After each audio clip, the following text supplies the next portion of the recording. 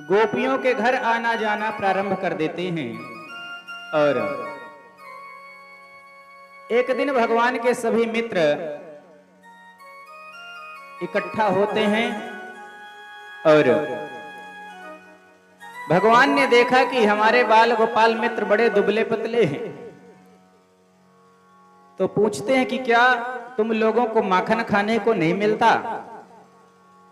तब श्री दामा आदि ने कहा, कन्हैया, जो भी घर में माखन आदि होता है वो सब कंस के हमारे घर के लोग पहुंचा देते हैं। गायों की सेवा तो हम बहुत करते हैं, पर खाने को हमको कुछ भी नहीं मिलता। भगवान ने कहा, यह तो गलत बात है, खाने पीने की वस्तु में बालकों का अधिकार होना चाहिए। सो भगवान कहते हैं कि देखो, अगर मिलता नहीं है तो चलो हम छीनना प्रारंभ कर दें, क्योंकि खाने पीने की वस्तु तो हम लेकर के ही रहेंगे।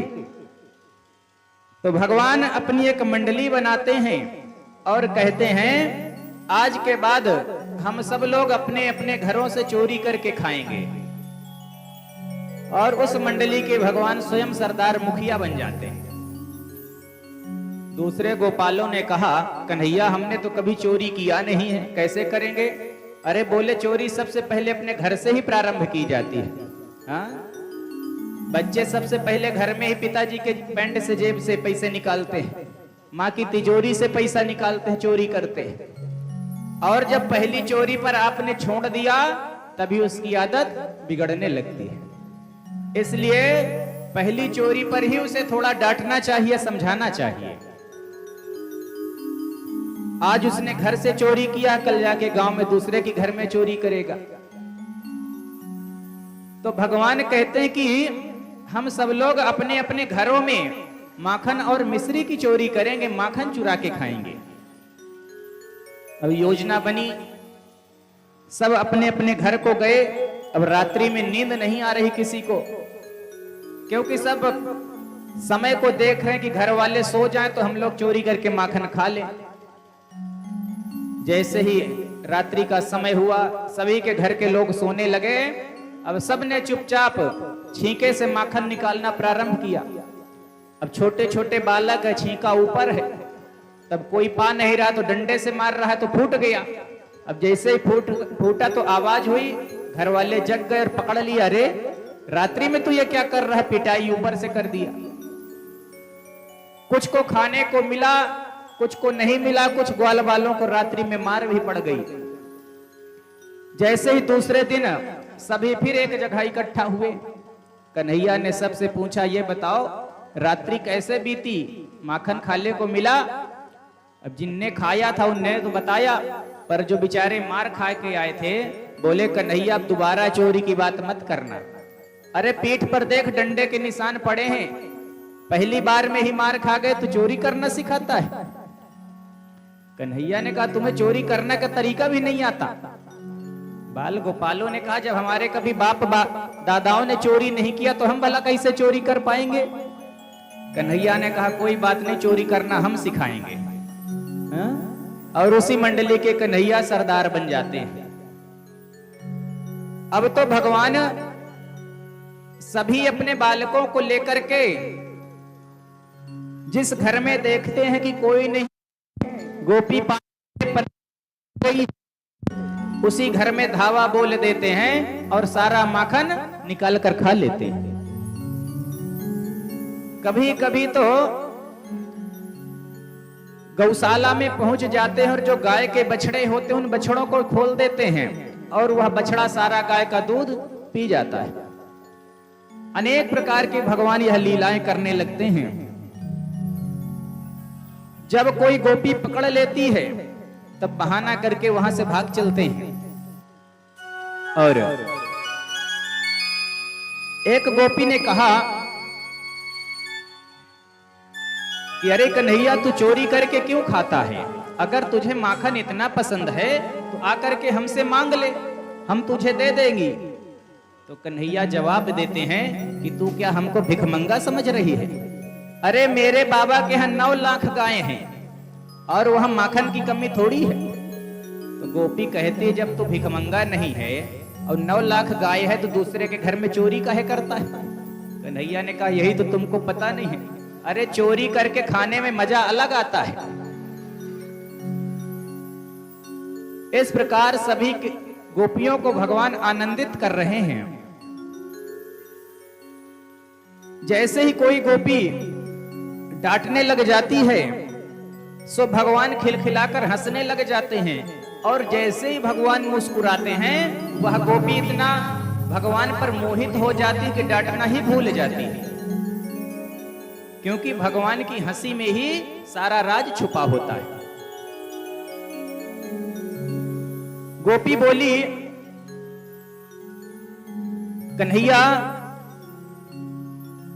तू बिना समय के, बिना गाय दूधने के समय के ही तू बछड़े खोल देता है, सारा दूध पी जाते हैं, ऐसा क्यों करता है? भगवान ने कहा कि अपनी मां पर पुत्र का अधिकार होता है दूध पीने का, और ये गाय के बछड़े हैं, बछड़ों का भी अपनी मां के दूध पर अधिकार है, और तुम लोग बछड़ों को दूध कम पिला करके सारा दूध निकाल लेते हो, इसलिए मैं खुद खोल देता हूं कि ये खुद अपनी मां का दूध पी लें। भगवान अनेक प्रकार की लीलाएं करते हैं।